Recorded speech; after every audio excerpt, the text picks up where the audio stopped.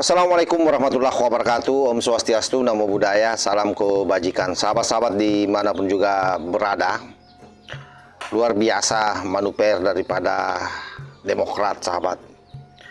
Baru-baru ini ada pertemuan yang dilakukan oleh koalisi pemerintahan, di mana itu dilaksanakan di rumah Bahlil, ya, Ketua Golkar. Di sana hadir partai-partai pengusung Pak Prabowo, yakni ada, saya lihat, PKB, lalu kemudian ada Partai Gerindra yang diwakili oleh Pak Dasko, ada PAN, dan Bahlil sendiri sebagai tuan rumah juga ada di sana. Dan yang membuat kita terkejut karena kemudian Partai Demokrat tidak dihadiri, sahabat, pertemuan itu. Tentu ada dua pertanyaan. Apakah sinyalemen pertemuan antara Demokrat dan PKS beberapa waktu yang lalu itu yang kemudian mereka tidak dilibatkan di dalam pertemuan koalisi besar ini, atau memang Demokrat yang sudah lebih awal ancam-ancam untuk meninggalkan koalisi? Karena kita tahu bahwa 2029 memang siapapun ketua partai, ya, apalagi kan AHY ini adalah anak Pak SBY yang pernah menjadi presiden, wajar saja kalau juga memiliki cita-cita ingin menjadi presiden di Indonesia. Oleh sebab itu, ketidakhadiran AHY di dalam pertemuan ini pasti menjadi diskursus yang sangat luar biasa di publik. Apalagi kita tahu bahwa ada gesekan yang terjadi akhir-akhir ini dengan adanya kasus ijazah palsu Pak Jokowi. Dan itu pun juga sudah dikomentari oleh Andi Arief yang katanya SBY gerah dengan pemberitaan yang ada, dengan banyaknya cuitan-cuitan di media sosial terkait keterlibatan Partai Demokrat dan SBY di belakangnya. Bahkan mengancam akan melakukan somasi atau mempidana orang-orang yang terkait, sahabat. Nah, ini luar biasa. Untuk lebih jelasnya, ini coba kita cek videonya.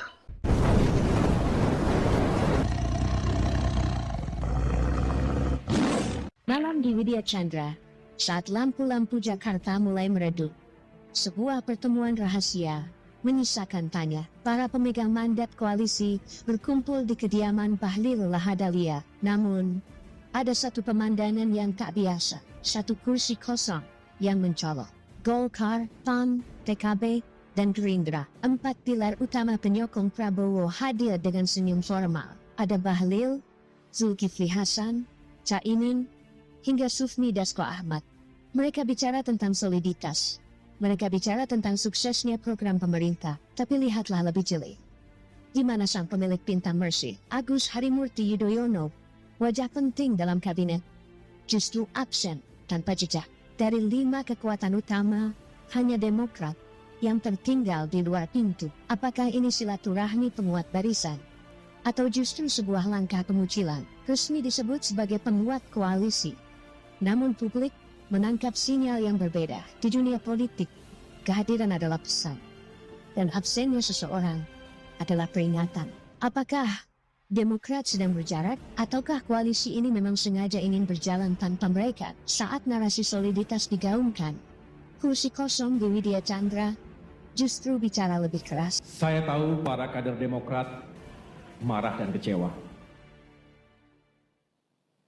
Marah dan kecewa bukan karena ketumnya tidak menjadi cawapres, tapi karena perjuangan Demokrat telah dilukai oleh mereka yang tidak jujur, serta telah melanggar komitmen dan kesepakatan. Bagi Demokrat, ini sesuatu yang fundamental.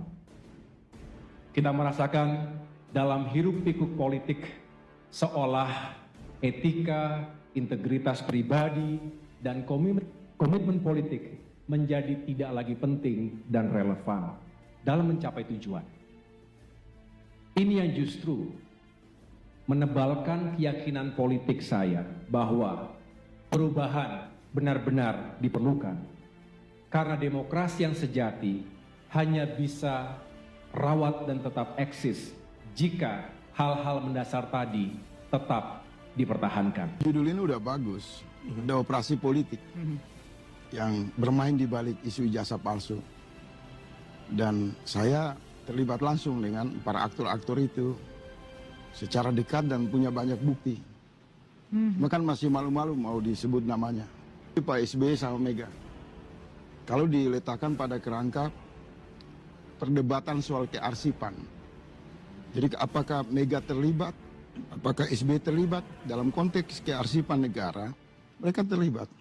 Beberapa waktu terakhir ini di sosial media, terutama di TikTok, saya melihat dan beberapa platform lain sangat masif sekali fitnah yang dilakukan oleh akun-akun yang sebagian besar anonim, yang kita tahu afiliasinya kemana, yang membuat berita fitnah seolah-olah Bapak SBY berada di balik isu ijazah palsu Pak Jokowi yang sekarang sedang berseteru antara Pak Jokowi dengan Roy Suryo dan kawan-kawan.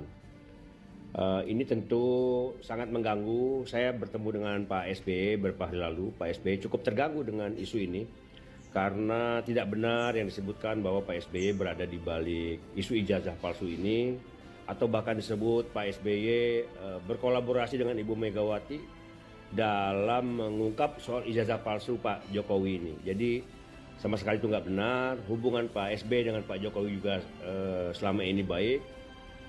Kita berharap untuk dihentikanlah fitnah yang sudah tidak karuan ya di TikTok. Pak SBY sekarang ini day to day politiknya itu sudah banyak di melukis, kemudian juga seni-seni lainnya, kemudian persiapan poli. Jadi saya kira jelas sahabat ya, paparan informasi yang baru saja kita lihat ini memang bertanda buruk bagi Partai Demokrat. Kenapa saya mengatakan bertanda buruk? Karena ini baru kurang lebih 1 tahun berjalan pemerintahan ini, sudah ada tanda-tanda. Apakah memang sengaja keluar atau dia yang dikeluarkan? Itu yang belum terjawab sampai hari ini ketika video ini tayang. Tetapi yang jauh lebih penting bahwa Partai Demokrat beberapa minggu yang lalu ketemu dengan PKS. Yang kita tahu memang bahwa PKS ini bukan pendukung dari awal koalisi pemerintahan Pak Prabowo. Nanti sudah menang baru bergabung, ikut mencicipi kue kekuasaan. Ya biasalah yang namanya politik kan. Nah boleh jadi di 2029 kedua partai ini sudah merancang agenda sendiri. Apakah misalnya AHY mau menjadi capres, lalu kemudian cawapresnya PKS, wallahu alam lah, itu bisa saja terjadi. Nah, kembali terhadap kasus ijazah Pak Jokowi, kalau kita menyaksikan apa yang disampaikan oleh Andi Arief, justru pernyataan Andi Arief ini akan semakin membuat netizen mengecam Partai Demokrat dan Pak SBY. Karena memang tidak bisa dihindari, bosku, bahwa orang-orang Demokrat terlalu banyak bermain di isu ijazah ini.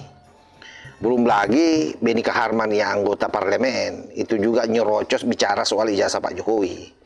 Belum lagi Denny Indrayana jauh-jauh dari Australia itu menjadi kuasa hukum Roy Panci. Kita tahu Denny Indrayana ini adalah kader Demokrat, nggak bisa dihindari itu. Bahkan ada satu saya dengar tim ahli saksi yang akan meringankan Roy Panci itu juga mantan pejabat di masa SBY menjadi presiden.